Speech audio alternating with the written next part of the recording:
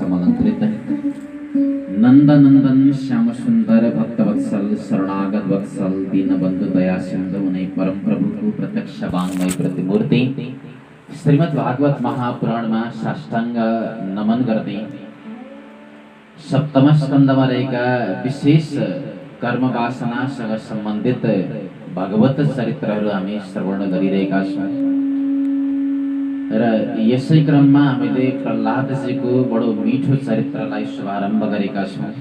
गत दिनका प्रसङ्गमा पनि हामीले हिरण्यकश्यपको तपस्या र हिरण्यकश्यपले तप गरेर फर्किसकेपछि सम्पूर्ण देवताहरूलाई बन्दी बनाएका कथाहरू र हिरण्यकश्यपको कान्छो पुत्रको रूपमा प्रहलादजी महाराजको कथा, जहाँ प्रहलादजीलाई गुरुकुल पठाएर अनेक असुर सम्बद्ध नीतिहरू सिकाइरहँदा प्रहलादजी महाराजले छुट्टीको समयमा हिरण्यकश्यपको आएर जब काखमा बस्नुभयो, हिरण्यकश्यपले सोध्यो, गुरुकुलमा के पढ्यौ तिमीले? प्रहलादजीले बताइदिनु भयो भगवानको भक्तिको बारेमा। हिरण्यकश्यप असाध्य धेरै रिसायो। गुरुहरूलाई पनि गाली गरौँ, तिमीहरूले किन यस्तो सिकाइरहेका छौ? मेरो बच्चा कहाँबाट किन यसरी बिग्रिरहेको छ? उसको बुद्धिमा यस्तो भेद कहाँबाट आइरहेको छ? सम्झाउने प्रयास गरौँ। गुरुहरूले भने हाम्रो कारण होइन। अन्त्यमा प्रहलादजीलाई डाँट फटकार लगाएर पुनः गुरुकुल पठाउने काम गरियो। प्रहलादजी जानुभयो दोस्रो पटक पनि गुरुकुल।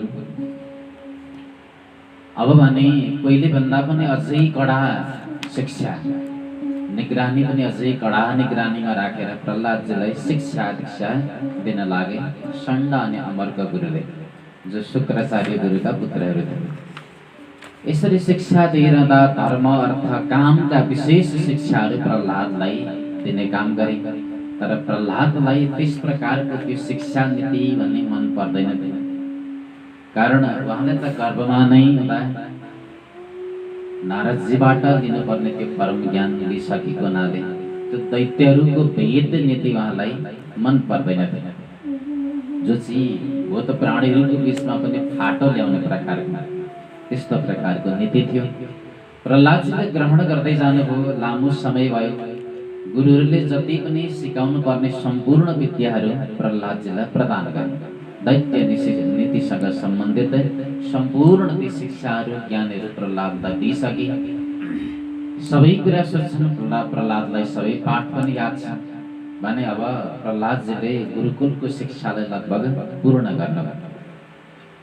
दुवैजना गुरुहरू एक दिन प्रहलादलाई यसरी ज्ञान पूर्ण भएपछि लिएर आएछन् घरमा लिएर आए। हिरण्यकश्यप आज बडो खुसी भयो, प्रमोदित भयो, किनकि मेरो पुत्र जो यो सारा संसारलाई मैले आफ्नो मुठीमा राखेको छु, यो संसारको राजा बनेको म हुँ। अब मेरो उत्तराधिकारी बन्नेवाला पुत्र ज्ञानी बनेर आएको छ। आज सोध्नु पर्यो कस्ता कस्ता कुराहरू पढेछ। पहिलेकै माथि काखमा राखेर हिरण्यकश्यपले सोध्न लाग्यो, बाबु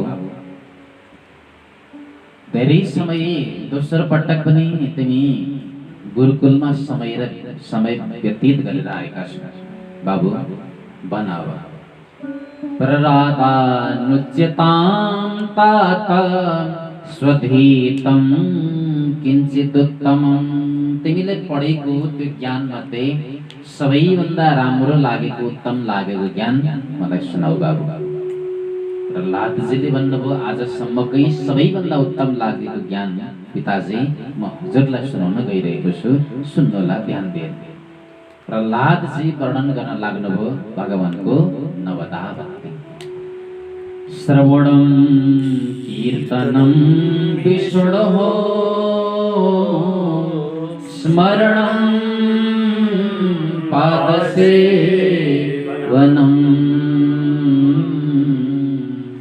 अर्चनं वन्दनं दास्यं सख्यमात्मनिवेदनम्।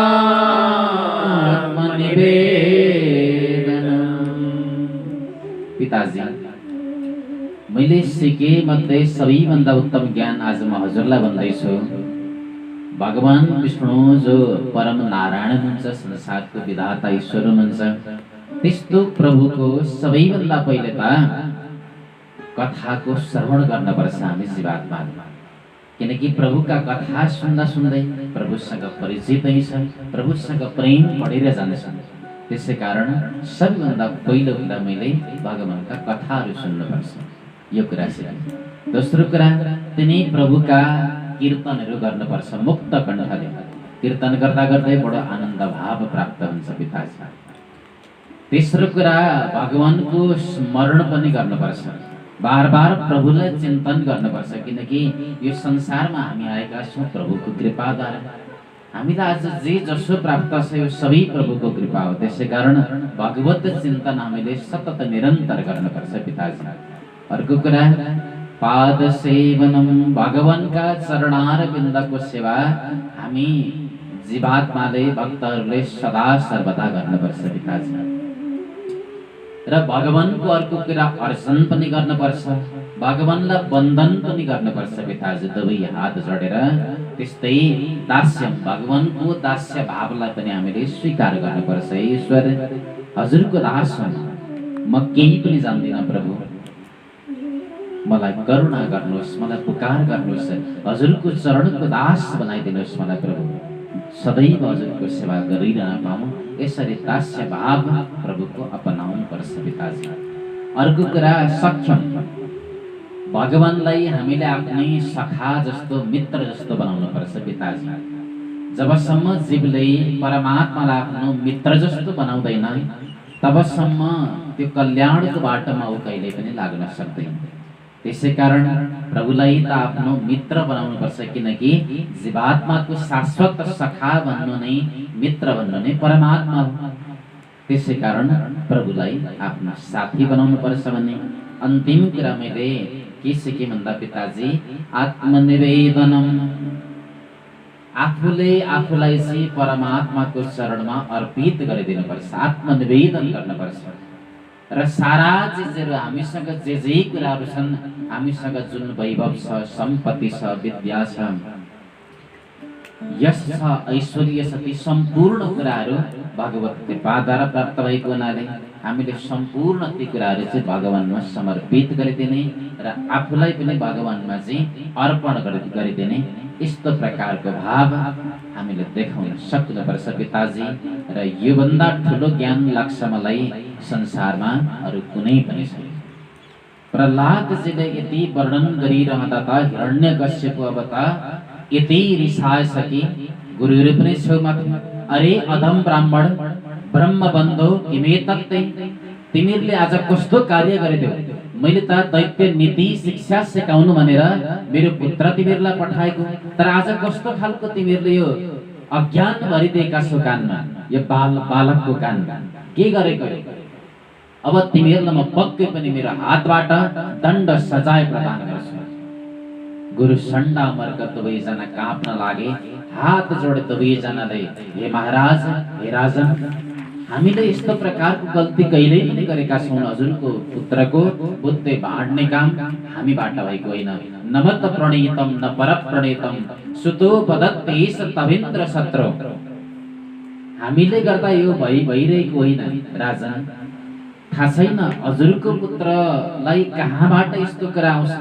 नैसर्गिकीयम मतिरस्य राजा नेच्छ मन्यम कतदास्ममान, लाग्छ हामीलाई नैसर्गिक मति हो, बुद्धि हो उसको, यो जन्मदेखिको स्वभाव हो र उसले खाली विष्णुको भजन, विष्णुको कीर्तन भन्दा अरू केही कुरा गर्दैन। नेच्छ मन्यम, त्यसै कारण राजन आफ्नो क्रोधलाई हजुरले नियन्त्रण गर्नुहोस्, हामीलाई दण्ड सजाय नदिनुहोस्, त्यसको भागीदार हामीलाई नबनाउनुहोस् हजुर। यति भइसकेपछि हिरण्यकश्यपु यसै रिसाइरहेको थियो। हिरण्यकश्यपुले प्रहलादजीलाई बडो क्रोधित मुद्रामा सोध्यो, हे दुष्ट पुत्र, एउटा दैत्यहरूको चन्दनको वनमा त काँडा कहाँबाट प्रकट भइरहेको छ? म सोध्न चाहन्छु तँलाई यस्तो प्रकारको तेरो कुबुद्धि कसले भरिदिएको छ? आखिर नचेत गुरुमुखी अम्ते कुतो भद्रासन्ति मति। यदि गुरुहरूले यस्तो प्रकारको ज्ञान तेरो मानस पटलमा भरिदिएको छैन भने यो ज्ञान तँलाई आखिर कसले भरिदिने काम गर्यो, तेरो बुद्धि कसले भाँडेको छ, मलाई सत्य कुरा बता। प्रहलादजीले हात जोडेर बडो निर्भीकतापूर्वक जवाब दिन भयो। मतिर्न कृष्णै परतः सतोवा मिथो विपत्ति तगृह व्रताना अतांत गोभीर विसतांत मिश्रम पुनः पुनश्चर्वित चर्वणाना। मलाई त लाग्छ पिताजी, जो यो घरको गृहस्थको अनि यो विषयको जन्जालमा आफूलाई जसले बाँधेका छन् उनीहरूको बुद्धि गृहस्थलाई नै सबै थोक ठान्नेवाला यी कुबुद्धिवाला मनुष्यको बुद्धि कृष्णमा कहिल्यै पनि लाग्दैन र भगवान कृष्णमा नलागेकै कारण यस्तो प्रकारको मति आउँछ उनीहरूलाई। उनीहरूको मति देख्दा त मलाई त लाग्छ पुनश्चर्वित चर्वणाना, जुन चबाएको चिजलाई नै चबाइरहेका छन् उनीहरू, पिसिसकेको चिजलाई पिसिरहेका छन्। यसको के अर्थ छ पिताजी? मलाई यस्तो प्रकारको ज्ञान त गर्भमा हुँदा नै प्राप्त थियो। नारदजीले दिनुभएको परम ज्ञान आज मैले स्मरण गरिरहेको छु पिताजी। मेरो बुद्धि कसैले पनि अन्यथा भ्रमित गरिरहेको छैन। यति भन्ने बित्तिकै हिरण्यकश्यप पनि क्रोधले बडो क्रोधित बनिरहेको थियो। प्रहलादलाई तुरन्त पकडेर धरतीमा पछारेछ धडामसँग रिसायो असाध्य धेरै। आफ्ना सेवकहरूलाई असुरहरू राक्षसहरूलाई बोलाएर आज्ञा गरो, यो दुष्ट यो पापी एउटा कलङ्क जन्मिएको छ हाम्रो यो दैत्यकुलमा।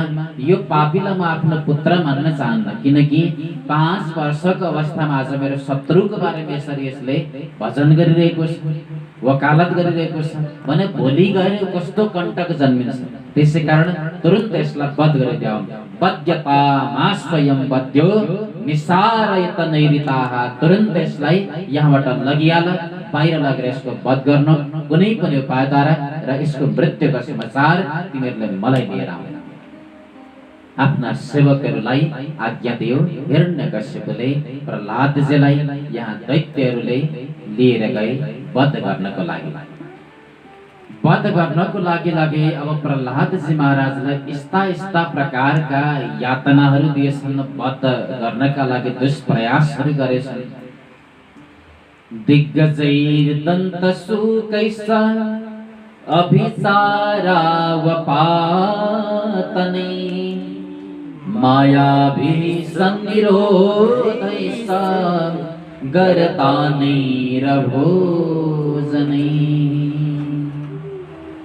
विभिन्न प्रकारका प्रयासहरू गरे। सबैभन्दा पहिले के गरेछन् भन्दा यो दुष्ट जो असुरको परिवारमा यस्तो कण्टक बनेर आएको छ यसलाई हामीले हात्तीले कुल्चाएर मार्नुपर्छ। एकान्त एउटा जङ्गलमा लिएर गए। मतवाला जो हात्तीहरू थिए ती हात्तीहरू लिएर गएछन् र कुल्चाउने प्रयास गरे असुरहरूले, माउतहरूले। त्यस समय प्रहलादजीको अगाडि जब ती सम्पूर्ण हात्तीहरू पुगिरहेका थिए, प्रहलादजीको त्यो दर्शन पाउँदाखेरि हात्तीहरूको त्यो बुद्धि मति पनि अचानक परिवर्तन भएछ, भावमा परिवर्तन भएछ। जो बडो मतवाला थिए हात्तीहरू स्वभावमा, तर उनीहरूको भाव परिवर्तन भयो। त्यो हात्तीहरूले पनि सोचेछन् हाम्रो पूर्वज जो गजेन्द्र हुनुहुन्थ्यो, गजराजको त प्रभुले उद्धार गर्नुभएको थियो भने त्यही प्रभुको जो परम भक्त प्रहलाद, आज हामीले उनलाई कुल्चेर कसरी मार्न सकौँला? यदि यस्तो भगवत भक्तको हामीबाट यदि वध भयो भने हामीलाई पाप लाग्नेछ। हात्तीहरू छेउमा गए। माउतेहरूले प्रेरित गरिरहेका थिए कुल्चिनको लागि। शरीरमा उनीहरूले अनेक प्रकारका ती सुदहरूद्वारा हात्तीको शरीरलाई छेडिरहेका थिए, छेदन गरिरहेका थिए, अनेक यातना दिइरहेका थिए, तर हात्ती अगाडि बढ्न सकेनन्। ती हात्तीका पाउहरू प्रहलादजीलाई कुल्चिनको लागि अगाडि बढेनन्। हात्तीका नेत्रबाट पनि आँसुका धार बगेछन्। यस्तो एउटा परम भक्त जो असुरहरूको यस्तो बस्तीमा प्राप्त भएको छ, पैदा भएको छ, भगवत भक्त भने हामी दर्शन पाएर कृतकृत्य भएका छौँ। हामीले मार्नुभन्दा पनि बरु हाम्रो त अहो जन्म उनको चरण रज हामीले प्राप्त गर्न। हात्तीहरूले तुरन्त प्रहलादलाई आफ्नो पीठमा राखेछन्, सोणद्वारा प्रहलादजी माथि बस्नुभयो। सम्पूर्ण त्यो हिरण्यकश्यपको नगरीलाई परिक्रमा गराए हात्तीहरूले र अन्त्यमा प्रहलादजीलाई छोडिदिए। असुरहरू पनि छक्क परे, आज किन यसरी मतवाला हात्तीहरू पनि अगाडि बढेनन् यो दुष्टलाई मार्नको लागि। पुनः दोस्रो पटकमा दण्डसु गइस डरलाग्दा ती विषैला सर्पहरू जो 5 फणवाला 10 फणवाला सर्पहरू थिए, त्यस्ता सर्पहरू प्रहलादजीलाई डसाउनको निमित्त भनेर लिएर गए राक्षसहरूले। प्रहलादजीको छेउमा लगेर जब ती सर्पहरू छोडिदिए डसाउनको लागि, प्रहलादजीले पनि देख्नुभयो ती सर्पलाई देख्ने बित्तिकै प्रत्येक प्राणीमा चाहे त्यो हतियार होस् आफूलाई मार्न, आफूलाई गोपिरहेको हतियार किन नहोस्, ती सम्पूर्ण चिजहरूमा प्रहलादजी भगवानलाई देख्नुहुन्थ्यो। ती सर्पहरूमा त साक्षात आफ्नो शेष भगवानलाई प्रहलादजीले दर्शन गर्न। अनि सर्पहरूले पनि प्रहलादजीलाई देख्ने बित्तिकै भगवत भक्त उनीहरूले पनि चिनिहाले, हाम्रो प्रभु त शेषमा शयन गर्ने गर्नुहुन्छ भने यस्तो प्रभुको भक्तलाई हामी कसरी डस्न सक्छौँ। ती सर्पहरू पनि लाटिन लागेछन् प्रहलादजीको छेउमा गइसकेपछि। अब प्रहलादजीले पनि साक्षात शेष भगवान देख्नुभयो। आफ्नो अगाडि ती सर्पमा पनि साक्षात आफ्नो भगवत नजर आयो। प्रहलादजीले भन्नुभएछ, मेरो प्रभु हे शेष भगवान, हजुर यति निकटमा आउनु भएको छ मलाई दर्शन दिनको लागि। प्रभु यति नजिक आएर पनि मेरो छेउमा किन आइराख्नु भएको छैन? आउनुहोस् प्रभु, हजुरसँग म गला मिलाउन चाहन्छु। ती सर्पहरूलाई नै अङ्कमाल गरिदिनु भयो। आज प्रहलादजी महाराजले अन्ततगत सर्पहरूले पनि प्रहलादलाई एक पटक परिक्रमा गरेर सर्पहरू पनि आफ्नो गन्तव्य स्थानतिर प्रस्थान गरे। आखिरी यो दुष्ट पुत्रमा त्यस्तो जादु के होला, शक्ति के होला, सर्पहरू पनि पछाडि परिरहेका छन्। छक्क परे उनीहरू। प्रहलादलाई सोध्ने गर्थे, तसँग के छ हे दुष्ट, तँलाई सर्पले किन टोकिरहेका छैन? प्रहलादजी भन्नुहुन्थ्यो, मैले त कहीँ पनि सर्प देखिरहेको छैन, मेरो लागि त कहीँ हात्ती पनि छैन, मेरो लागि त सम्पूर्ण हजुरहरूमा पनि म मेरो प्रभुलाई देखिरहेको छु र यी हात्ती सर्पहरूमा पनि म मेरो नि प्रभुलाई देखिरहेको छु। मेरो प्रभुको अलावा यो संसारमा अरू मेरो निमित्त केही पनि छैन। प्रहलादजी यस्तो जवाब दिने गर्नुहुन्थ्यो।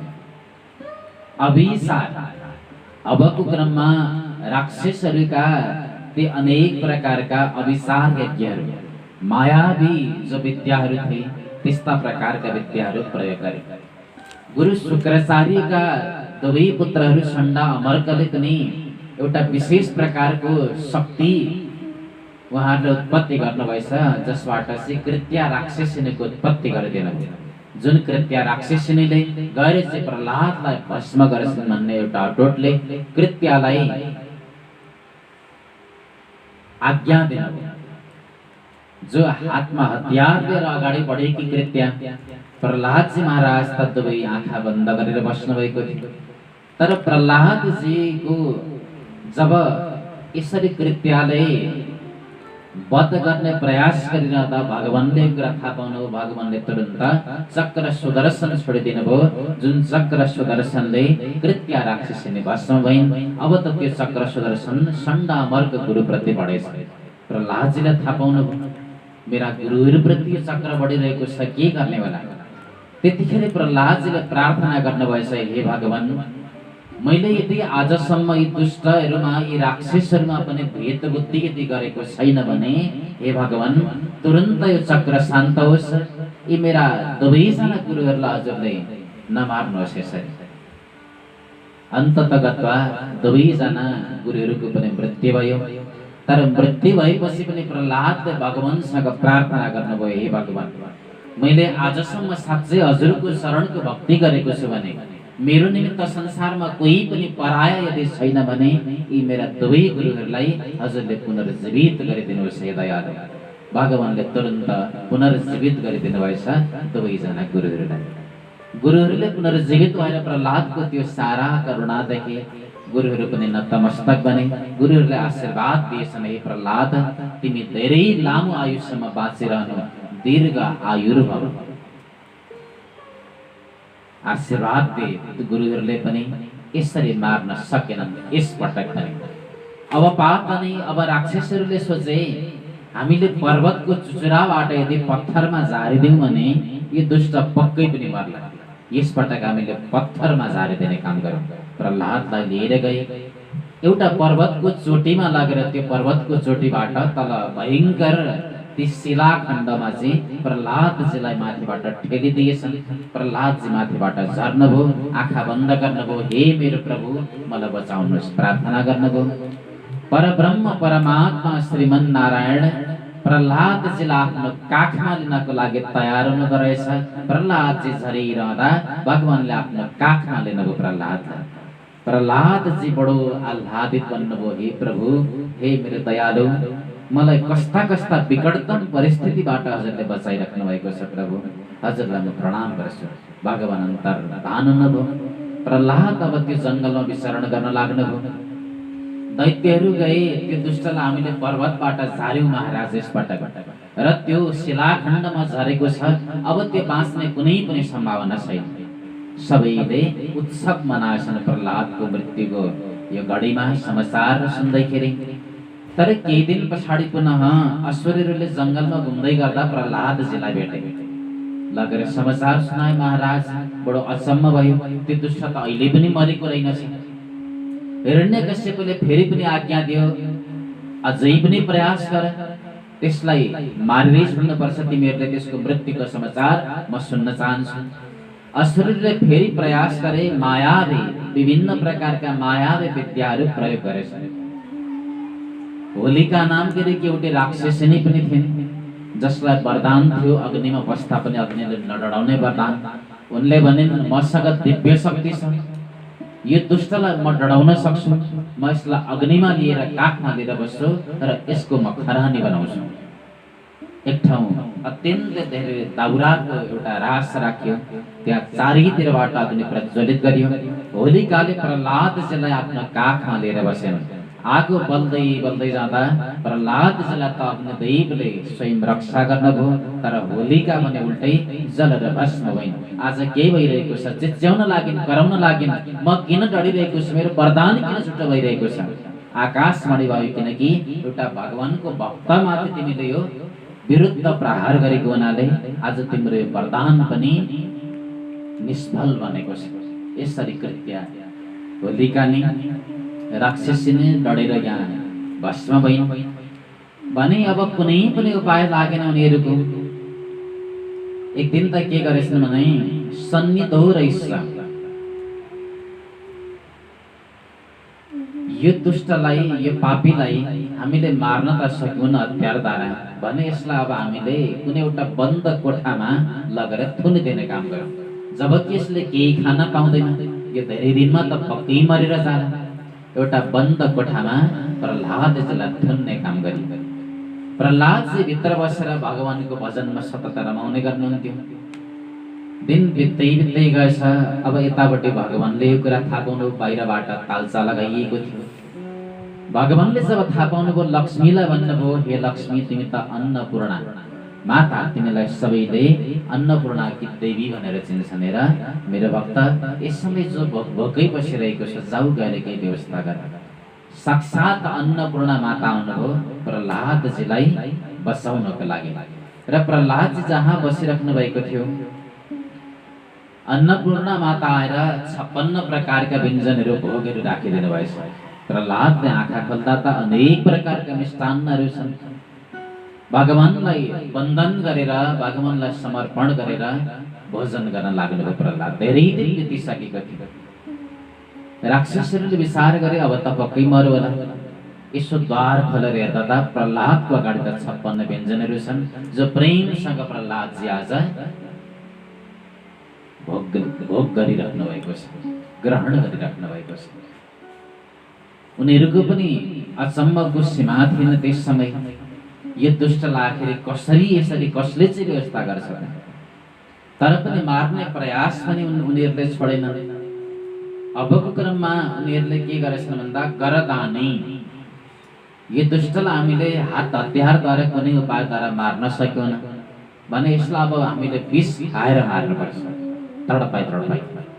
बा हाम्रो हातबाट नमरेको कि हिरण्यकश्यपले आज्ञा दिएछ यसपटक तिमीहरू कयादुको हातबाट विष खुवाउने काम गर, किनकि माता कयादु जो हुनुहुन्थ्यो भगवानकी एउटी भक्त हुनुहुन्थ्यो। हिरण्यकश्यपको डरको कारण खुलस्त रूपमा भगवान नारायणको भजन नगरे तापनि भगवान नारायणको पक्षधर हुनुहुन्थ्यो कयादु पनि। हिरण्यकश्यपलाई यो कुरा बिल्कुल मन पर्दैन थियो र प्रहलादजीलाई असाध्य धेरै स्नेह पनि गर्नुहुन्थ्यो माता कयादुले।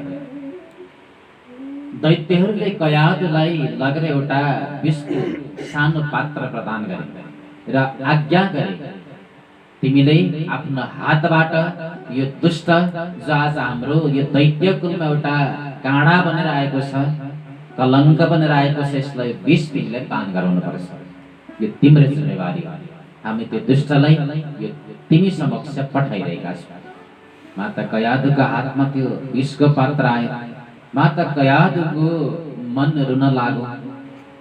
आफूले जसलाई दशौं महिनासम्म पेटमा राखेर मैले जन्म दिएकी छु भने उसलाई आज मैले साक्षात् आफ्नै हातबाट विष खुवाउनु पर्ने भयो। हे भगवान, यो कस्तो प्रकारको एउटा विघ्न आज मलाई आइलाग्यो। दुष्टहरूले प्रहलादजीलाई लिएर गए। प्रहलादजीलाई लगेर छोडिदिए आमासँग र उनलाई भने कयादुलाई अब तिमीले त्यो विष पान गराउने काम गर। माता कयादुका नेत्रबाट त अविरल अश्रुका धार बगे। चित्कारको साथमा रुन लाग्नुभयो माता कयादु। भगवानसँग पुकार गर्नुभयो, हे प्रभु, आज यो जीवनको कस्तो एउटा विकटतम परिस्थिति अनि यो घडीलाई मैले स्वीकार गरिरहेकी छु। हे प्रहलाद, हे बाबु, मेरो एउटा मुटुको टुक्रा हो तिमी। तिमीलाई यति धेरै स्याहार सुसार गरेर मैले जन्म दिएँ, मैले हुर्काएँ, आफ्नो स्तनपान गराएँ, तर एउटी त्यस्तै कलङ्किनी, त्यस्तै एउटी पापी माता जसलाई आज आफ्नै हातबाट विष दिएर मार्दैछ एउटी त्यस्तै आमाले र इतिहासको पानामा जसले कालो अक्षरले आफ्ना ती अक्षरहरू लेख्दैछ, मलाई क्षमा गर बाबु, मलाई माफ गर। प्रहलादजीले भन्नुभयो, आमा, हजुरलाई जे आज्ञा छ त्यो आज्ञाको पालन हजुरले गर्नु छैन भने हजुरलाई पनि यिनीहरूले दण्ड दिन्छन्, हजुरलाई पनि सजाय दिनेछन् यिनीहरूले। माता कयादुका हातहरू कामिरहेका छन्। जो चाहिँ आफ्नै हातबाट विष खुवाउनु पर्नेछ, के भन्दै खुवाउने बेला, कसरी खुवाउने बेला, आफूले जन्म दिएको पुत्रलाई आफै मार्नको लागि उद्यत हुनु परेको छ। आज प्रहलादसँग अनुरोध गर्नुभयो, हे प्रहलाद, आज मलाई अन्यथा तिमीले नसोच्नु। साँच्चै कि आजको दिन मैले इतिहासमा त्यस्तो एउटा कालो नाम लेखाउँदैछु। श्रुतिले पनि भनेको छ, कुपुत्रो जायत क्वचिदपि कुमाता नभवति। पुत्र कुपुत्र बन्न सक्ला तर माता कुमाता कहिल्यै पनि बन्न सक्दिन। तर आज एउटी माता स्वयं कुमाता बनिरहेकी छ। बाबु, यो जुन विषको पात्र मेरो हातमा आएको छ, यो विषलाई पान गरिदेऊ बाबु। यदि तिमीलाई यो विष मैले खुवाइन भने यिनीहरूले तडपाई तडपाई मलाई बाँच्न पनि दिने छैन र मलाई मर्न पनि दिने छैन। त्यसै कारण मेरो अगाडि आज अत्यन्तै ठुलो बाध्यता छ। प्रहलादको हातमा राखिदिन् र कयादुले भनिन्, तर यो विष पान गरिरहँदा तिमीले आफ्नो प्रभुको नाममा नै सुमिरन गरिरहनु। प्रहलाद, प्रभु श्रीरामलाई तिमीले सतत सुमिरन गरिरहनु। मलाई विश्वास छ तिम्रो प्रभुले र मेरो त्यो इष्टदेवले, मेरो दयालु परमात्माले तिमीलाई पक्कै पनि रक्षा गर्नुहुनेछ। प्रहलादजीले हातमा लिनुभयो त्यो विषलाई र भगवान श्री रामलाई सम्झदै सम्झदै त्यो विषलाई ग्रहण गरिदिनु भएछ। र आज साँच्चै नै चमत्कार भयो। जब त्यो विषलाई ग्रहण गरिरहँदा प्रहलादजीले प्रभु श्री रामलाई सम्झिनुभयो। त्यो विष अनि जब राम दुवै चिज मिल्न गयो, प्रहलादजीलाई आज परम विश्राम मिल्यो, यानी कि शान्तिको एउटा अनुभूति भयो। त्यो विष पान गरिरहँदा पनि प्रहलादजीलाई केही पनि अनिष्ट भएन। प्रहलादजी बाँच्नुभयो यस्तो अवस्थाबाट पनि। यद्यपि अब भने पनि कुनै प्रकारका उपाय उनीहरूले बाँकी राखेका थिएन। कहिलेकाहीँ पानीमा डुबाउने गर्थे, कहिलेकाहीँ मार्नका लागि विभिन्न प्रकारका छुराहरू, भाला, हात हतियार आदि प्रयोग गर्ने गर्थे। तर त्यही भालाहरू, हात हतियारहरू प्रहार गरिरहँदा पनि प्रहलादजीलाई लाग्थ्यो अरे कुनै एउटा पुष्पले कसैले मलाई प्रहार गरिरहेको छ। अग्निमा डढाउन प्रयास गर्दा प्रहलादजीलाई लाग्थ्यो कसैले मलाई शीतलता प्रदान गरिरहेको छ, पानी मलाई खुवाइरहेको छ। अग्निश्च शीतताम याति जलञ्च स्थलताम गताम अस्त्राणि पुष्प भावंच हरिर नामानुकीर्तन। अग्निले पनि शीतलता प्रदान गर्यो, अस्त्र शस्त्रहरूले पनि पुष्पको भाव प्रदान गरे, जो चाहिँ भगवान श्रीहरिको नाम संकीर्तनको प्रभावले यसरी प्रहलादजी महाराजलाई केही पनि भएन। प्रहलादजी सकुशल हुनुभयो। भगवानले प्रत्येक पलमा यसरी प्रहलादजीको रक्षा गर्न,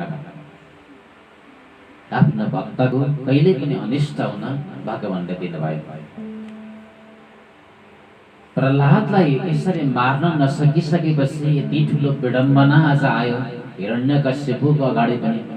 किनकि संसारमा कुनै पनि व्यक्तिलाई बचाउनका लागि लाखौं प्रयास गरिन्छ, तथापि अन्त्यमा गएर व्यक्तिलाई बचाउन सकिँदैन घातक रोग आदिबाट। तर यहाँ त विडम्बना यस्तो छ कि प्रहलादलाई मार्न सकिरहेको अवस्था छैन। हिरण्यकश्यपलाई पनि अब चिन्ता हुन लागेछ। गुरुहरूले सम्झाउने प्रयास गरे फेरि पनि, महाराज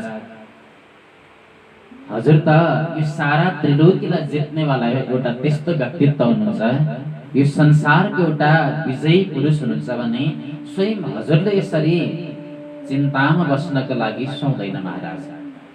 गुरु शुक्राचार्य पनि आउनुहुनेछ, अब एकपटक हामीलाई प्रयास गर्न दिनुहोस् हजुरले। र हजुरले भने अनुसार अझै कडा निगरानीमा राखेर हामी फेरि पनि एकपटक यसलाई शिक्षा दिने, ज्ञान दिने प्रयास गर्नेछौँ महाराज। हिरण्यकश्यपले पुनः प्रहलादलाई यसरी अन्तिम पटक पनि गुरुहरूको जिम्मा लगायो। गुरुहरूले लिएर गए, पहिला भन्दा पनि अझै कडा निगरानीमा प्रहलादलाई राखियो भने प्रहलादलाई यसपटक बाँधेर पनि राखिएको थियो एउटा पशुको बाँधी। प्रहलादजीको साथमा अनेक असुर बालकहरू पनि ज्ञान लिने गर्नुहुन्थ्यो। त्यो गुरुकुलीय शिक्षा, असुर शिक्षालाई ग्रहण गर्ने गर्नुहुन्थ्यो। सम्पूर्ण विद्यार्थीहरूको साथमा यसरी पढ्दै जानुभयो प्रहलादले। फेरि पनि एक दिनको कुरा, गुरुहरू कतै गुरुकुलबाट बाहिर गएका रहेछ।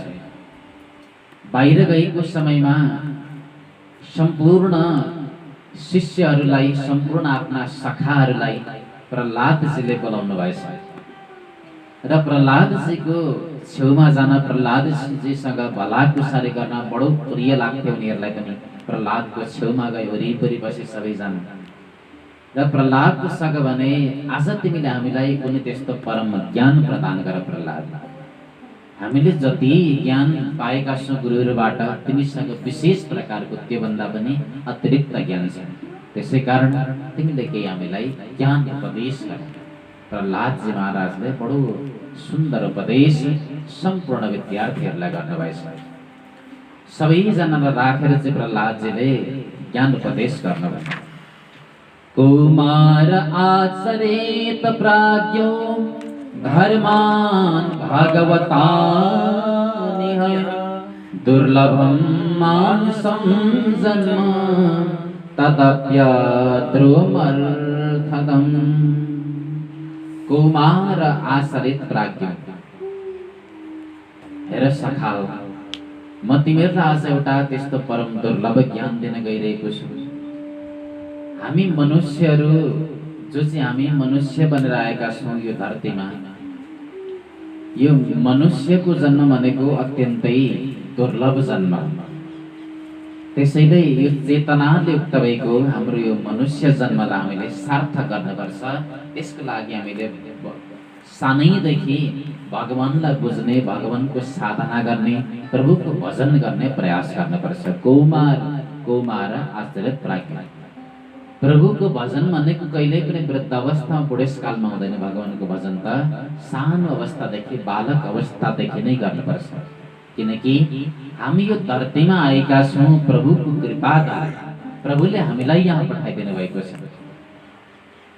भगवानको सेवा यो संसारमा अरू केही पनि छैन। अरू जति पनि हामी देखिरहेका छौँ यो सारा दृश्यमान जगत भनेको त केवल मिथ्या छ, एउटा सपना समान प्रतीत भइरहेको छ। जसरी एउटा व्यक्तिले रात्रिको समयमा सपना देख्ने गर्छ, उसको निद्रा टुट्दैखेरि यो सपना झुट साबित हुने गर्छ भने व्यक्ति पनि यो संसारमा जबसम्म छ, परिवारको संसारको बन्धनमा जबसम्म छ, तबसम्म उसको सपना छ। उसको श्वास यो शरीरबाट निस्केको भोलिपटक न त कसैको आफन्त हुन्छ यहाँ, न कसैको आमा बाबा हुन्छ, न कसैको परिवार हुन्छ। त्यो त सारा एउटा सपनाको खेल समान मात्रै हुन्छ। त्यसै कारण हेर सखा हो, हामीले सदैव प्रभुको भजन गर्नुपर्छ, आफूले आफूलाई चिन्ने प्रयास गर्नुपर्छ, जसको लागि चाहिँ भगवानको भक्तिको हामीले आश्रयलाई ग्रहण गर्नुपर्छ। र सम्पूर्ण भूत प्राणीहरूमा हामीले भगवानलाई देख्ने प्रयास गर्नुपर्छ, किनकि सबै भूत प्राणीहरूको हृदयमा चाहिँ अन्तर्यामी स्वरूपले भगवान बसेको हुनुहुन्छ। तस्मात् सर्वेषु भूतेषु दयां कुरुत सौहृदम् आसुरं भावमुन्मुच्य ययातो स्यात्यदोक्ष्यजः।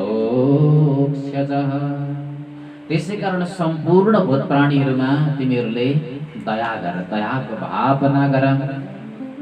यो एउटा असुरताको भावलाई छोडेर भगवान इन्द्रियातीत प्रभुमा चाहिँ सदैव तिमीहरूले सुन्दर सात्विक भाव गर्नु, जसबाट चाहिँ तिमीहरूको कल्याण हुनेछ।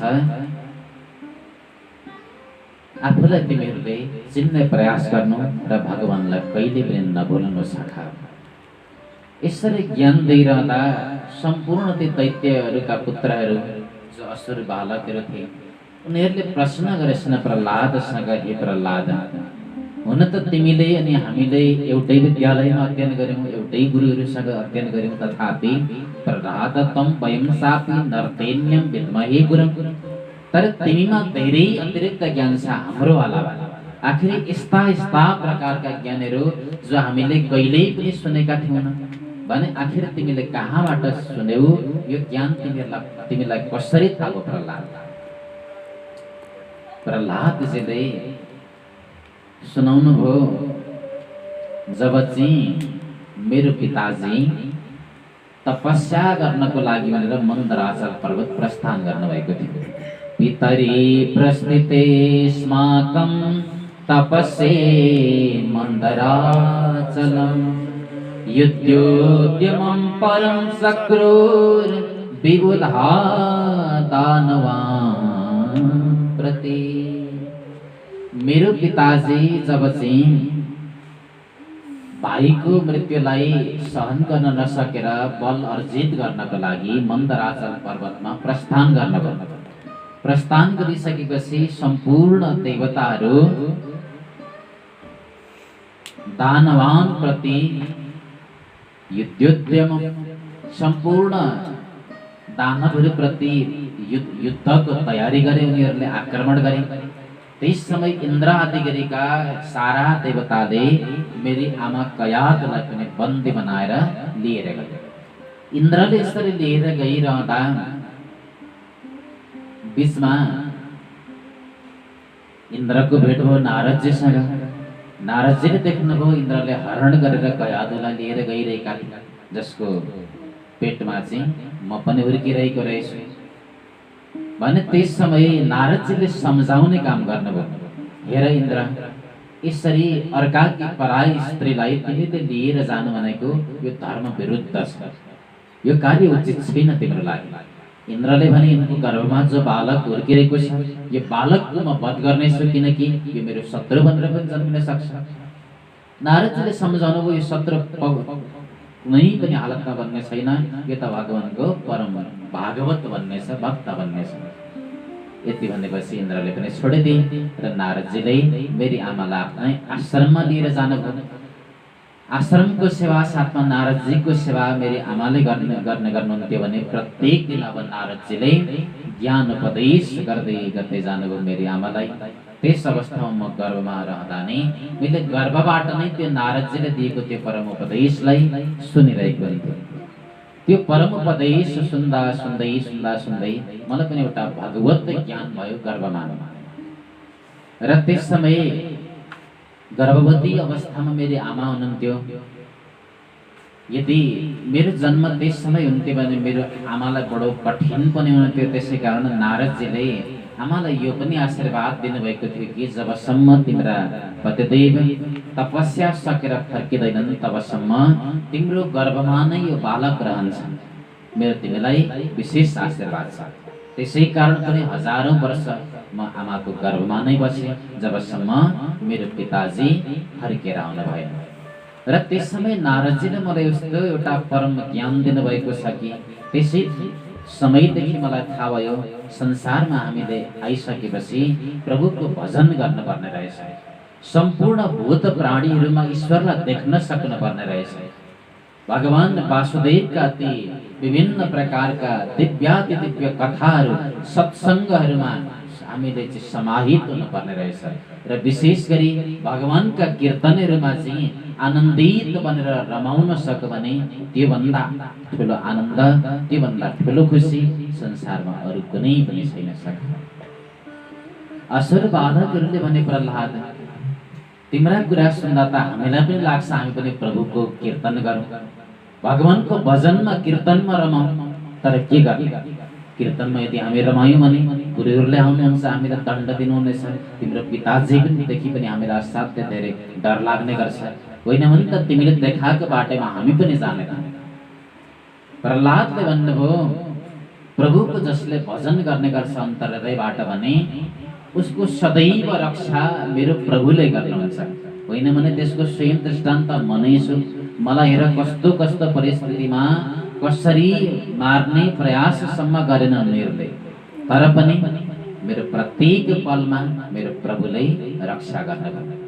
देवो सुर मनुष्यो वा यक्षो गन्धर्व एव च भजन मुकुन्द चरणं स्वस्तिमान् स्यात् यथा वयम्। चाहे देवता होस्, चाहे असुर होस्, चाहे यक्ष होस्, चाहे मनुष्य होस्, जसले मुकुन्द भगवानको भजन गर्छ भने त्यस्तोको जहिल्यै पनि भगवानले कल्याण नै गर्नुहुन्छ।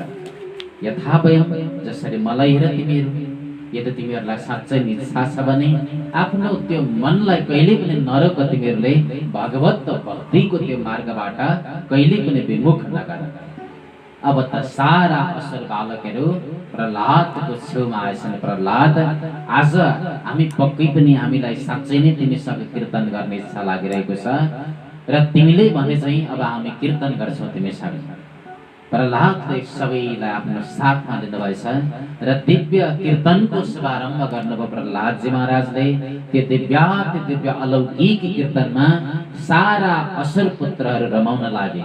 भक्तवत्सल भगवानको गोविन्द मेरो हे गोपाल मेरो हे गोविन्द मेरो हे गोपाल मेरो हे श्री बांके बिहारी नंदलाल मेरो हे श्री बांके बिहारी नंदलाल मेरो हे श्री बांके बिहारी नंदलाल मेरो हे श्री बांके बिहारी नंदलाल मेरो हे श्री बांके बिहारी नंदलाल मेरो हे श्री बांके बिहारी नंदलाल मेरो हे श्री बांके बिहारी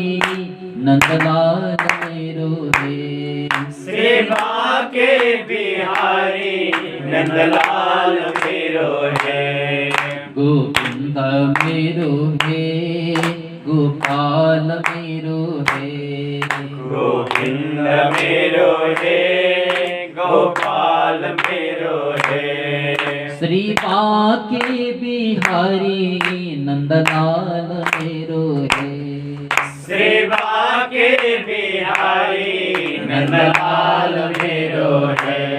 यसरी सारा असुर पुत्रहरूको साथमा प्रहलादजीले बडो अलौकिक कीर्तनको यहाँ शुभारम्भ गर्नुभयो। यति आह्लादित भएर सबैजनाले नृत्य गरे। साँच्चै नै आनन्दको अनुभूति भयो सम्पूर्ण बालकहरूलाई। अचानक बिचमा गुरुहरू आइपुगेछन्। गुरुहरूले त्यो कीर्तनलाई रोक्ने प्रयास गरे तर कोही पनि यहाँ रोकिनेवाला छैन। सबै आफ्नो मस्तीमा झुमेका छन्, नाचेका छन्, गाएका छन् अनि आनन्द लिएका छन्। कसैले पनि कीर्तन रोकेन। गुरुहरू गएर बताएछन् हिरण्यकश्यपलाई, महाराज आज त बडो अचम्म भयो। अहिलेसम्म त हजुरको पुत्र मात्र दुष्ट थियो, तर अब त भयभरका सारा ती असुर पुत्रहरूलाई आफू जस्तै बनाएको छ। सबैजना कीर्तन गरिरहेका छन्। हामीले बोलेको हामीले रोकेको त कोही सुन्नेवाला पनि छैन। हिरण्यकश्यप बडो क्रोधित मुद्रामा प्रस्थान गर्यो। गएर हेर्यो हिरण्यकश्यपले सारा बालकहरू रमाइरहेका छन्। हिरण्यकश्यपले गर्जना गरेछ। भयंकर गर्जनाको साथमा कीर्तन पनि सन्नाटाको रूपमा परिणत भयो। सबैजना चकित भए, सबैजना आत्तिए, डराए। हिरण्यकश्यपले गाली गर्न लाग्यो प्रहलादलाई, हे दुष्ट, हे अधम, हे दुर्विनीत मन्दात्मन कलभेद करादम स्तब्धम मत्सासनोद्धूतम नेसे त्वाद्वै मक्षयम क्रुद्धस्य यस्य कल्पन्ते त्रयो लोकाः सैश्वराः तस्य मे भीतवन मूढ़ शासनम किम बलत्यगाः। अरे अधम, हे दुर्विनीत, ये सारा दैत्यको कुललाई सखाप गर्ने वाला, कलंकित पार्ने वाला त दुष्ट, जो चाहिँ मेरो एक गर्जनमा सारा त्रिलोकी डराउँछ भने तैले आखिर कसको सहारामा यसरी नाचिरहेको छ सर? हो छ त्यस्तो तेरो मालिक जसको रक्षस्थ बनेर आज त यसरी सारा अन्य असुर बालकलाई पनि बिगारिरहेको छ। दुष्ट, आज तेरोमा पक्कै पनि वध गर्नेछु। गाली गरिरहँदा प्रहलादजीले पनि बडो निर्भीक बनेर हात जोड्नु भएछ र जवाब दिनुभयो प्रहलादजीले, न केवलम मे भवतः सराजन सबै बलम बलिनाम सा परेशान परे परे स्थित जंगमाये ब्रह्मादयोन वसम प्रणीता न केवलम मे भवतः सराजन। हे पिताजी, कसको बलमा भनेर हजुरले मलाई जुन प्रश्न गर्नुभयो, केवल मैले मात्रै उहाँको बलमा यसरी म नृत्य गरिरहेको छैन, म कीर्तन गरिरहेको छैन। संसारमा जति पनि भूत प्राणीहरू छन्, जति बलवान छन्, ती सम्पूर्ण बलवानको त्यो शरीरमा भएको बल भनेको मेरै भगवान नारायणले दिएको बल। यहाँसम्म कि हजुरमा पनि जति शक्ति छ त्यो पनि मेरो प्रभुले नै हजुरलाई दिएको। त्यसै कारण सारा समस्त संसारका भूत प्राणीहरू मेरो नारायणमा आश्रित छन्। नारायणमा चाहिँ उनीहरू आश्रित बनेर नै बाँचिरहेका छन् आजसम्म पिताजी, र मेरो प्रभुले दिएको बल हो यो सारा।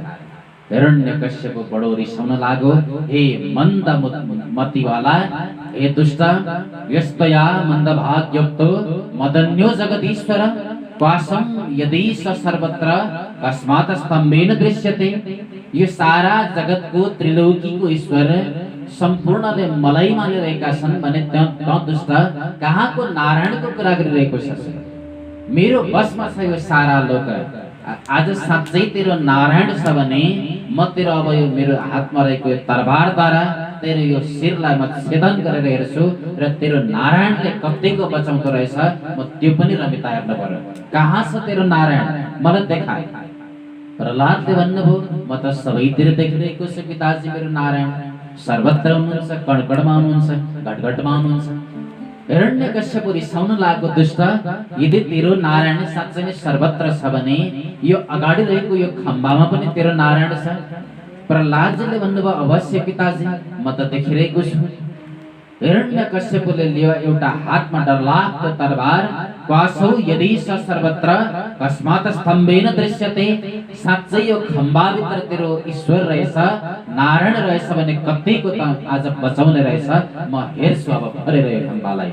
तुरुन्त अगाडि गएर चाहिँ हिरण्यकश्यपले धडामसँग त्यो खम्बालाई जब प्रहार गर्यो, त्यो खम्बालाई पनि फाटेर आज आफ्नो भक्तको त्यो वचनलाई सत्य गराउनको लागि परब्रह्म परमात्मा नृसिंहको रूपमा प्राकट्य हुनुभयो। बोलो नृसिंह भगवानको जय। आकाश पनि गडगडाउन लाग्यो, सारा धरती पनि डगमगाउन लाग्यो। सत्यम विधातुम निज भृत्यभाषितम। तर आफ्नो भक्तको प्रतिज्ञालाई सत्य गर्नको लागि भगवानले आज खम्बालाई पनि स्वयं आफ्नो पिता बनाउनु भयो। यसरी भगवान प्राकट्य हुनुभयो। यस्तो विकराल स्वरूप आज भगवानको डरलाग्दो स्वरूप, जहाँ पनि भयंकर गर्जना त छँदै थियो।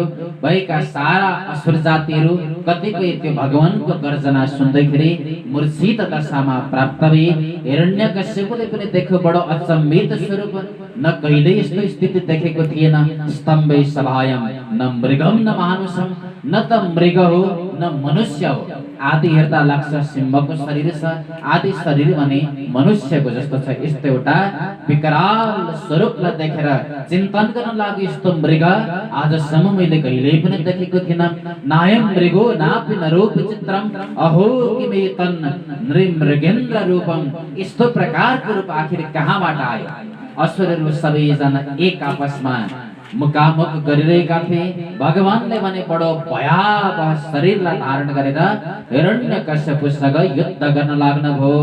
कराल दंष्ट्रम करबाल चञ्चल क्षुरान्त जीवम भ्रुकुटी मुखोल्बडम। यति विकराल शरीर गरेकी डरलाग्दो शरीर त छँदै थियो, जहाँ भगवानले जिब्रो पनि निकाल्नु भएको थियो अनि मुख पनि भगवानको त्यस्तै प्रकारको विकराल थियो। जिब्रो लपलपाइरहेको थियो नृसिंह भगवानको। त्यो विकराल स्वरूपलाई देखेर डरायो पनि हिरण्यकश्यप। तर उसो लाग्यो मसँग वरदान त छ नि, कम से कम मसँग वरदान छ, मलाई कसैले केही पनि गर्न सक्दैन। युद्ध गर्न लागेछ भगवान नृसिंहसँग। जसरी एउटा सानो पुतली अग्निमा प्रवेश गरेर सखा बने गर्छ, मानव त्यसरी नै आज युद्ध गर्नको प्रयास हिरण्यकश्यप पनि गरिरहेको थियो। तर हेर्दा हेर्दै भगवानले आफ्नो बाहुपासमा बाँध्नुभयो हिरण्यकश्यपलाई। लिएर जानुभएछ एउटा द्वारको बिल्कुल बीचमा ठेलामा लगेर राख्नुभयो। हिरण्यकश्यपले भने मलाई संसारको कुनै पनि शक्तिले परास्त गर्न सक्दैन, किनकि मसँग त ब्रह्माजीको वरदान छ। भगवानले भन्नुभयो, हे दुष्ट, आज तेरो स्वयं काल बनेर म आएको छु, भन् तसँग के वरदान छ? हिरण्यकश्यपले भन्नु, न भित्र मरौ न बाहिर मरौ, मैले वरदान मागेको छु। हे दुष्ट, त यो समय न भित्र छस् न बाहिर छस्, बिल्कुल द्वारको त ठेलामा छस् बीचमा। त्यसैले आज तेरो मृत्युको घडी आएको छ। अरु वरदान के छ तसँग? मैले मागेको छु, न शस्त्रद्वारा मरौ न अस्त्रद्वारा मरौ। भगवानले भन्नुभयो, यिनै मेरा भयंकर नङ्ग्राहरू तँलाई मार्नको लागि, तँलाई विद्रोह गर्नको लागि काफी छन्। त्यसै कारण तेरो काल आएको छ। अरु के छ वरदान? हिरण्यकश्यपले भन्नु, मैले मागेको छु 12 महिनामा म कुनै पनि महिनामा नमरौँ। भगवानले भन्नुभयो, त्यसै कारण तँलाई मार्नको लागि विशेष गरी यो 13औं महिना पुरुषोत्तम महिना मैले निर्माण गरेको छु। त्यसैले आज तेरो मृत्युको घडी आएको छ। अरु वरदान के छ? मैले मागेको छु ब्रह्माको सृष्टिमा कुनै पनि प्राणीद्वारा नबनौँ। भगवानले भन्नुभयो, ब्रह्माको सृष्टिमा म पर्दिन, अपितु भगवानलाई पनि प्राकट्य गर्ने सृष्टि गर्नेवाला म हुँ। त्यसैले आज तेरो मृत्यु आएको छ। अरु वरदान के छ? न दिनमा मरौँ न रातमा मरौँ। यो समय भनेको सन्ध्याको समय हो, त्यसैले तेरो मृत्युको घडी आज पक्कै पनि आएको छ। अरु के छन् वरदान? अब सारा वरदान भन्दै गयो, अन्ततगत सारा वरदान पनि सकियो। भगवान नृसिंहले त्यसै समय आफ्ना ती भयावह नङ्ग्राहरूद्वारा हिरण्यकश्यपको वक्षस्थललाई विदीर्ण गरिदिनु भयो। भगवानले चिरिदिनु भएछ र भित्र रहेका ती सारा आन्द्राहरूलाई, ती तन्तुहरूलाई भगवानले तानेर चाहिँ आफ्नो गलामा घाँटीमा लगाउनु भएछ। हिरण्यकश्यपको यसरी गोविन्दाय नमो नमः बोलो नृसिंह भगवान भगवानको जय। हिरण्यकश्यपको यसरी वध गरिरहँदा आकाश मार्गमा बसेका सारा समस्त देवी देवताले भगवानको दिव्य स्तुति गर्न लागे। जो ब्रह्मा आदि गरीका देवताहरू थिए। न दोषमेनन्ताय दुरन्त शक्तये विचित्र वीर्याय पवित्र कर्मणे विश्वस्य सर्गस स्थिति संयमान गुणे सलीलया संददते वियामने। म नमन गर्छु हे प्रभु, विचित्र यस्तो पवित्र कर्म गर्नेवाला, संसारको सृष्टि पनि स्थिति पनि अनि पालन पनि हजुरबाटै हुने गर्छ। विशेष गुण धारण गरेर यस्ता हजुरलाई मेरो कोटि कोटि प्रणाम। आज हामी सम्पूर्ण देवताहरूलाई हजुरले समाप्त गरिदिनु भएको छ, अभय दान प्रदान गर्नुभएको छैन। मेरो कोटि कोटि वन्दन छ। देवताहरू पनि डराइरहेका छन्, किनकि भगवान नृसिंह आज यति धेरै रिसाउनु भएछ कि हिरण्यकश्यपलाई वध गर्नुभयो, तर भगवान नृसिंहको क्रोध भने यहाँ शान्त भएन। ती डरलाग्दा नङ्ग्राहरू सधैँ थिए। भगवानले भयङ्कर गर्जना गरिराख्नु भएको थियो। छेउमा जान सक्ने कुनै पनि देवताहरूको अभिगत थिएन। टाढा टाढैबाट सबैले आफ्ना आफ्ना शब्दहरूमा भगवानलाई मनाउने प्रयास गरे, स्तुति गर्ने प्रयास गरे। भगवान रुद्रले पनि स्तुति गर्नुभयो, इन्द्रले, सम्पूर्ण पितृहरूले, सिद्ध विद्याधर, नागहरूले, मनुहरूले, प्रजापतिले, गन्धर्वले सबैले आफ्नो आफ्नो शब्दमा स्तुति गरे। तर अन्ततगत भगवानको क्रोध भने थोरै पनि शान्त भएन। देवताहरूलाई अब भने एउटा सङ्कटको घडी आइपर्यो। सायद यस्तै क्रोध भगवानको रहने हो भने हुन सक्छ यो सारा संसार पनि, प्रकृति पनि प्रलयमा जान सक्छन्। प्रभुको त्यो क्रोध हामीले कसरी शान्त गर्नेवाला त? माता लक्ष्मीलाई हामीले निवेदन गरौँ, किनकि लक्ष्मी माताले मनाउने प्रयास गर्नु हो भने भगवान पक्कै मान्नु होला। माता लक्ष्मीसँग निवेदन गरे देवताहरूले गएर वैकुण्ठमा लक्ष्मी माता 16 श्रृङ्गार गरेर हातमा एउटा दिव्य आरतीलाई सजाएर भगवान नृसिंहलाई मनाउनको लागि भनेर आउनु भएछ। आएर छेउमा आएर आरती उतार्न लाग्नुभयो। भगवान नृसिंहले त त्यही समय एउटा यस्तो भयावह गर्जना गरिदिनु भएछ। अब त्यो आरती कहाँ पुग्यो? लक्ष्मी त सिधै भागेर पुग्नु भएछ वैकुण्ठमा। लक्ष्मीको पनि कुनै उपाय लागेन। अब के गर्ने? क्रोध शान्त हुने कुनै पनि उपाय छैन। यसै समय ब्रह्माजीले भगवान नृसिंहका परम भक्त जुन प्रहलादकै कारण आज नृसिंह भगवान प्राकट्य हुनुभएको थियो भने प्रहलादलाई यहाँ अनुरोध गर्नुभयो, हेर बाबु, हे वत्स, प्रभुको क्रोध शान्त भइरहेको छैन। हामी देवताहरूले पनि सकिरहेका छौँ। हामीलाई लाग्छ तिमी गएर यदि मनाउने प्रयास गरे भने पक्कै पनि प्रभुको क्रोध शान्त हुनेछ। जाऊ वत्स, गएर प्रभुलाई मनाउने काम गर। प्रहलाद जी महाराजले सारा देवताको यो बिन्तीलाई स्वीकार गरेर अत्यन्तै विनीत भावमा दुवै हात जोडेर जानुभएछ। भगवान नृसिंहको पाउमा गएर प्रहलाद लम्पसार पर्नुभयो, साष्टाङ्ग नमन गर्नुभयो। प्रहलादले स्वपादमूले पतितं तमर्भकं विलोक्य देव कृपया परिप्लुतः उत्थाप्य तच्छ्रीर्षणि ददात्कराम्बुजं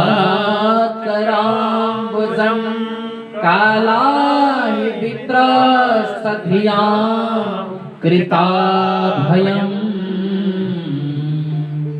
स्वपादमूले पतितं तमर्भकं, आफ्नै चरणार बिन्दमा जो पतित भइरहेको, साष्टाङ्ग लडेर दण्डवत गरिरहेको बालक प्रहलादलाई भगवान नृसिंहले देख्ने बित्तिकै था कृपया परिप्लुतः, यति दया आएछ भगवान नृसिंहको हृदयमा। साक्षात दया पनि पलाउन लाग्यो, करुणाको पनि आविर्भाव हो। भगवान त तुरन्त एक क्षणमा सारा क्रोधलाई शान्त गरेर भगवानले तुरन्त प्रहलादलाई उठाउनु भएछ र आफ्नो छातीमा लगाउनु भएछ। भगवानले नृसिंह भगवानले यसरी आफ्नो छातीमा लगाएर प्रहलादलाई भन्नुभयो, हे बाबु, क्षन्तव्य मङ्ग यदि ते समय विलम्बः। हे बाबु, तिमी एउटा 5 वर्षको बालक, यति धेरै कष्ट, यति धेरै दुःख, यति धेरै अन्याय तिमीलाई आज प्राप्त भयो। यदि तिमीलाई बचाउनको लागि म ढिलो आएको छु भने, मेरो आउनमा आगमनमा यदि विलम्ब भएको छ भने बाबु मलाई माफी गरिदेऊ, क्षमा गरिदेऊ मलाई। भगवानले स्वयं आज प्रहलादलाई हात जोड्नुभयो। सारा समस्त आकाश मार्गका देवी देवताहरू अचम्मित बनेका छन्। स्वयं प्रभुको कति ठुलो करुणा, भगवानको कति ठुलो एउटा सदा सहित आफ्नो भक्त प्रतिको भगवानले विषयमा हात जोड्नु भएको छ। एउटा सानो बालकको अगाडि आज भगवानको पनि यो दयालाई देखेर, भगवानको यो करुणालाई देखेर प्रहलादका पनि नेत्रहरू रसाए, बडो आह्लादित अनुभव र प्रहलादलाई एउटा विशेष प्रकारको ज्ञान विज्ञान पनि प्राप्त भयो। भगवानको शरीरको सँग स्पर्श मात्रले प्रहलाद महाराजले बडो मीठा अनि सुन्दर अलौकिक शब्दावलीहरूमा भगवानको यहाँ लामो स्तुति गर्नुभएको छ। जम्मा 42 वटा श्लोकमा अत्यन्तै सुन्दर भाव प्रस्तुत गरेर वसन्त तिलक छन्दमा प्रहलादजी भगवानको स्तुति गर्नुहुन्छ। ब्रह्मादय सुरगणा मुनयोऽथ सिताः सत्त्वैकतानमतयो वचसा प्रवाहै नाराधितुं पुरगुणै रघुनापि विभ्रुः किं तुष्टुमर्हति समे हरिरुद्रजाते। हे दयालु ब्रह्मादय सुरगणा मुनय अथ सिद्धा, ब्रह्मा आदि गरीका सम्पूर्ण देवताहरूको साथमा मुनिजनले, सिद्धहरूले, यक्षकहरूले, किन्नरहरूले सबैले हजुरको विशेष अलौकिक ती श्रुति शब्दहरूद्वारा स्तुति गरे। तथापि हजुरको त्यो क्रोधलाई शान्त गर्न सकेन, हजुरलाई मनाउन प्रसन्न गराउन सकेन। तर म एउटा सानो बालक, त्यसमा पनि उग्र जातिमा असुर कुलमा उत्पन्न भएको भने म जस्तै एउटा राक्षसको पुत्रले हजुरलाई स्तुति गरेर के मनाउन सकुला र दयालु। तथापि मलाई यो पनि विश्वास छ मेरो प्रभु, भक्त्या तुतोष भगवान गजयूथ पाय। हजुर त केवल संसारमा भक्तिद्वारा प्रसन्न हुनुहुन्छ, जसरी गजराजबाट पनि प्रसन्न हुनुभएको छ। हजुर त केवल भक्तिको भएको हुनुहुन्छ हजुर, अनि विशेष भावको भएको हुनुहुन्छ। हजुरले कुनै जाति हेर्नु हुँदैन, यो कुरा पनि मलाई विश्वास छ मेरो प्रभु। किनकि संसारमा जसले जुन जुन भक्तले हजुरलाई प्राप्त गरेका छन् उनीहरूसँग सम्पूर्ण चिज वैभव, सम्पत्ति, पुरुषार्थ, रूप भएर उनीहरूले प्राप्त गरेका होइनन्, केवल प्राप्त गरेका हुन् त भक्तिको कारण प्राप्त गरेका हुन्। व्याधस्य चरणं ध्रुवस्य च वयो विद्या गजेन्द्रस्य किं का जातिर्विदुरस्य यादवपते रुद्रस्य किं पौरुषं कुब्जायाः किमु तत्र रूपमधिकं किं तत्सुतां नो धनं भक्त्या तुष्यति केवलं परमया भक्ति प्रियो माधवः। व्याधस्य चरणं ध्रुवस्य च वयो, एउटा व्याधाले जब भगवानको पैतालामा बाण हान्दा पनि भगवान यति दयालु हुनुहुन्थ्यो, उसलाई मुक्ति प्रदान गर्नुभयो। ध्रुवस्य च वयो, ध्रुवजी जो 5 वर्षको हुनुहुन्थ्यो भने ध्रुवजीले भगवानलाई प्राप्त गर्न कुनै उमेर चाहिएन। ध्रुवजीलाई एउटा व्याधालाई कुनै प्रकारको पनि पुरुषार्थ चाहिएन, भक्ति चाहिएन। गजेन्द्रसँग कुनै ज्ञान थिएन, विद्या गजेन्द्रस्य का, तथापि गजेन्द्रले पनि हजुरलाई प्राप्त गर्नु। विदुरजीको यदि जात हेर्नुहुन्थ्यो हजुरले भने विदुरजी जो निकृष्ट जातिको हुनुहुन्थ्यो, दासी पुत्र, तर विदुरजीले पनि पाउनु भयो। यदि धन हेरेर सम्पत्तिवालसँग मात्रै हजुर प्रसन्न हुनुहुन्थ्यो भने सुदामाजीसँग कुन धन, जो हजुर सुदामाजीबाट पनि प्रसन्न हुनुभयो। पुरुषार्थ हेर्ने भने उग्रसेनसँग के पुरुषार्थ थियो। त्यसै कारण भक्त्या तुष्यति केवलं परमया भक्ति प्रिय माधव। हजुर त केवल भक्तिको प्रिय हुनुहुन्छ प्रभु। प्रहलादजीले यो भाव यहाँ प्रकट गर्नुभयो भगवानसँग। र अगाडि पुनः प्रहलादजी महाराज भन्नुहुन्छ क्वाहं रजा प्रभव ईशतमोधिकेऽस्मिन् जाता सुरेतरकुले कतवानुकम्पा न ब्राह्मणो न त्वभवस्य न वैरमाया यन्मे पितः शिरसि पद्मकर प्रसादः। हे प्रभु, क्वाहं रज, कहाँको एउटा रजगुण तमगुण वाला त्यो राक्षस कुलमा उत्पन्न भएको म जस्तो एउटा अधम बालक, अनि कहाँ ती ब्रह्म विष्णु आदि विशेष विभूति वाला ते ईश्वरहरू। तथापि हजुर यति करुणावान हुनुहुन्छ, हजुर यति दयालु हुनुहुन्छ, जुन यन्मेर पिता शिरसी पद्मकर प्रसाद, जुन मेरो हातमा आज हजुरले आफ्नो वरद हस्त राखिदिनु भएको छ दयालु। जुन हजुरले त्यो वरद हस्त ब्रह्माजीको शिरमा, लक्ष्मीजीको शिरमा, अन्य देवताहरूको शिरमा पनि राख्नु भएको छैन भने म कति भाग्यमानी छु प्रभु। आज मलाई अहो करुणा अनि अहो कृपा हजुरले गर्नुभएको छ प्रभु। हे प्रभु, यो जीवको दशाको बारेमा म के बताऊँ हजुरलाई। हजुरलाई प्राप्त गर्न बडो कठिन छ दयालु। जिह्वै कतोच्युत विकार सतिमा वितृप्ता शिष्णुन्यत सत्त्वगुदरं श्रवणं कुतश्चित् घ्राणुन्यत सचपलदृग् क्वच कर्म शक्तिर् भव्य सपत्न्य इव गेह पतिं लुनन्ति। इस शरीर का संपूर्ण मेरा इंद्रियहरू प्रभु छालाले सुन्दर स्पर्श माग्छ, कानले श्रुति श्रृङ्गारिक सङ्गीत माग्ने गर्छ, आँखाले सुन्दर दृश्य अवलोकन गर्न माग्छ। त्यसै गरी अन्य इन्द्रियहरूले पनि आफ्नो आफ्नो विषय माग्ने गर्छन्, जिब्रोले स्वाद माग्ने गर्छ। यी सम्पूर्ण इन्द्रियहरूलाई दिँदा दिँदै सम्पूर्ण जीवात्माको गति कस्तो हुन्छ भन्दा भव्य सपत्न इव गेह पतिं लुनन्ति। जसरी धेरैजना पत्नी भएका श्रीमानलाई जसरी ती पत्नीहरूले लुट्ने गर्छन्, त्यसरी नै इन्द्रियहरूले जीवात्मालाई पनि लुट्ने गर्छन् प्रभु। यस्तो दशामा हजुरको भजन कसरी हुन्छ जीवात्माबाट। यसरी प्रहलादजीले बडो मार्मिक मधुर शब्दावलीमा अत्यन्तै लामो स्तुति गर्नु भगवानको।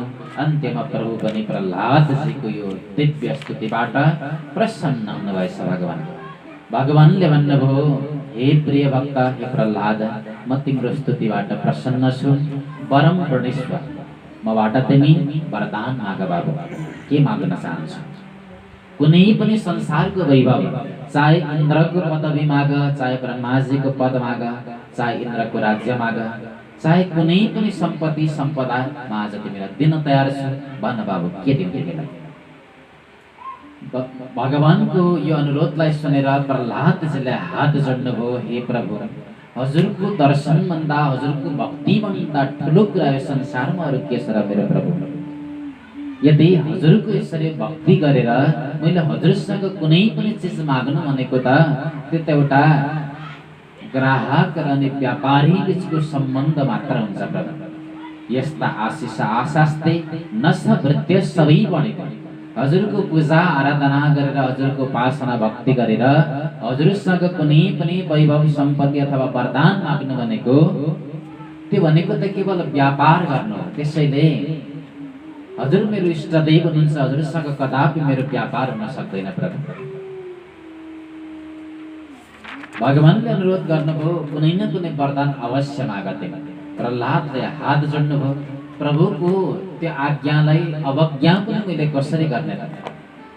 कुनै वरदान त मैले अवश्य माग्नुपर्छ। प्रहलादजीले एउटा यस्तो विचित्र प्रकारको वरदान भगवान नृसिंहसँग माग्नुभयो। यदि राशि समे कामान् वरांस्त्वं वरतर्षभ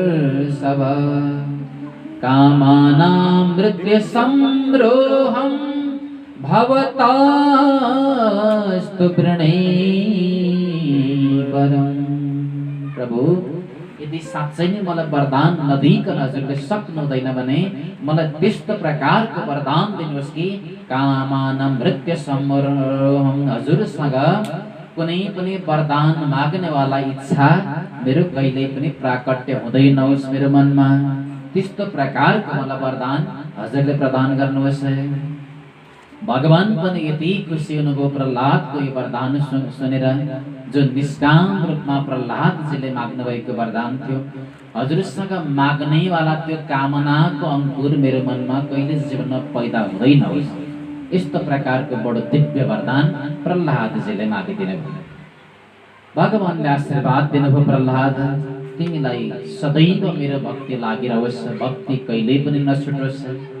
र बाबु अबको क्रममा तिमीले यो पिताजीको देहान्त भइसकेपछि तिम्रो पिताजीको त मृत्यु भएको छ, यही पिताजीको अब तिमी सिंहासनमा बस्नुपर्छ र 1 मनवन्तरसम्म तिमीले अब यो सम्पूर्ण राज्यलाई भोग्ने काम गर्नु र अन्ततगत पुनः मेरा ती यज्ञहरू गर्दै गर्दै मेरा कर्ममा तिमी आश्रित बनेर चाहिँ भोगेन पुण्यम कुशलेन पापम, भोगद्वारा सम्पूर्ण पुण्यको विनाश गर्नु, कुशल कर्महरू गरेर सम्पूर्ण पापहरूको विनाश गर्नु र अन्ततगत तिमी पुनः मेरै गतिमा प्राप्त हुनेछौ। तिमीलाई यो मेरो आशीर्वाद छ। भगवानले यति भनिसकेपछि अब प्रहलादजीले हात जोड्नु भएछ, हे प्रभु, यद्यपि हजुरले मलाई अनुरोध पनि गर्नुभयो केही माग्नको लागि, मैले मागिन, तर हे ईश्वर, हे दयालु, म एउटा चीज भने हजुरसँग अवश्य म माग्छु। प्रहलादजीले कति स्वच्छ आफ्नो भाव यहाँ व्यक्त गर्नुभयो। प्रहलादजीले भगवानले जब मनवन्तरसम्म राज्य गर्ने पिताको सिंहासनमा बस्ने आज्ञा दिनुभयो, तब गएर प्रहलादजीले एउटा वरदान माग्नुभयो। के माग्नुभयो? तस्मात् पिता मे पुयित दुरन्तात दुस्तरादघात, मेरो जस्तो सुकै स्वभाव भए तापनि मेरै पिता हुनुहुन्थ्यो। सारा संसारलाई दुःख दिनुभयो, त्राही त्राही बनाउनुभयो र यति पाप गर्नुभयो। चाहे जे होस् हे दयालु, मेरो पिताजीको अगति नहोस्, मेरो पिताजीको उत्तम गति प्राप्त होस्, हजुरसँग म यही कामना गर्छु प्रभु। अहिलेसम्म प्रहलादलाई कुनै पनि वास्ता थिएन, किनकि पिताजीमा पनि त्यही भाव, एउटा वन्यजन्तुमा पनि त्यही भाव, साना झिगा मसिना भुसुनामा पनि त्यही भाव, केवल भगवत दृष्टि मात्रै राख्नुहुन्थ्यो। तर भगवानले जब भनिदिनु भयो तिम्रो पिताजीको त्यो सिंहासनमा बस, तब गएर एउटा पिताजीको भाव प्रहलादलाई आयो र यहाँ आएर मेरो उहाँ पिता हुनुहुन्छ भने पिताप्रति मेरो कुनै कर्तव्य बन्छ, यो भावको साथमा प्रहलादजीले यहाँ आएर माग्नु भएको होइन भने प्रहलादजीले माग्नुहुने थिएन यो कुराको। भगवानले भनिदिनु भयो, तिमी जस्तो भक्त जुन कुलमा जन्मिएका छौ भने त्रिसप्तभिः पिता पुतः पितृभिः सहते नघ, तिमी जस्तो एउटा भागवत जुन कुलमा पैदा भएका छौ भने तिमीले त केवल तिम्रो पिता मात्र होइन, तिमीले 21 कुल आजदेखि पार गराएका छौ। किनकि जुन कुलमा भगवानको भक्तको जन्म हुन्छ भने त्यो कुल पवित्र हुन्छ अरे र 21 कुल पनि तार्ने गर्छ अरे जुन कुलमा यदि भगवानको भक्तको जन्म हुन्छ भने। कुलम पवित्रम जननी कृतार्थ वसुन्धरा पुण्यवती च धन्य, त्यो सारा कुल नै पवित्र भएर जान्छ जुन कुलमा भगवत भक्तको प्रादुर्भाव हुन्छ भने भगवानले भनिदिनु भयो तिमीले आज 21 कुल तारेका छौ आफूसहित भने तिमी कुनै प्रकारको पनि चिन्ता नगर, परन्तु तिमी पुत्र हो जे भए पनि तिम्रो काँधमा कर्तव्य छ। तिमी आफ्नो पिताको जस्तो सुखी स्वभाव भए तापनि त्यसलाई बिर्सिएर कुरुहु त्वं प्रेत कार्याणि पितुपुतस्य सर्वश, पिताजीको दशगात्र कर्म भने अब तिमीले गर्नुपर्छ वत्स। भगवानले आज्ञा दिनुभयो, भगवानले आज्ञा दिएर यहाँ भगवान नृसिंह पनि प्रहलादजीलाई यसरी आग्रह गरेर ब्रह्मा आदि देवतालाई सम्झाउन लाग्नु भएछ। प्रहलादजी महाराज भने पिताजीको काशक्रिया गर्नमा लाग्नुभयो। ब्रह्मालाई सम्झाउनु भयो भगवान नृसिंहलाई, हे विधाता ब्रह्मा, हजुरले गरेको यो कर्मको कारण आज मेरो एउटा भगवत भक्तले यति धेरै दुःख पाएको छ।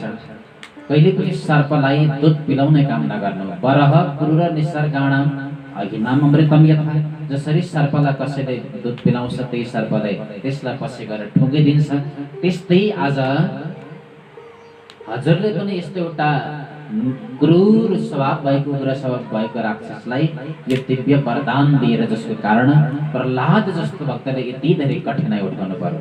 सावधान ब्रह्माजी, अबदेखि वरदान दिँदा विचार गरेर दिनुभयो। भगवान नृसिंहले सबैलाई यहाँ सम्झाउनु भयो र यसको साथमा भगवान नृसिंह पनि अन्तर्धान हुनुभयो।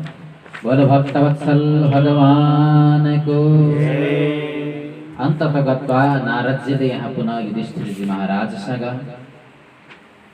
त्रिपुर अधिपति मय दानवको साथमा त्रिपुरलाई भगवान शिवजीले कसरी भस्म गर्नुभएको थियो यो त्रिपुर विजयको कथा पनि श्रवण गराउनु भयो र अन्त्यमा भन्नुभयो, जुन हजुरले प्रश्न गर्नुभएको थियो सुकदेव महामुनि परीक्षितसँग भन्नुहुन्छ, राजा तिमीले जुन प्रश्न गरिरहेका थियौ कि भगवान समदर्शी यदि हुनुहुन्छ भने राक्षसलाई किन भगवानले भेद गर्नुहुन्छ?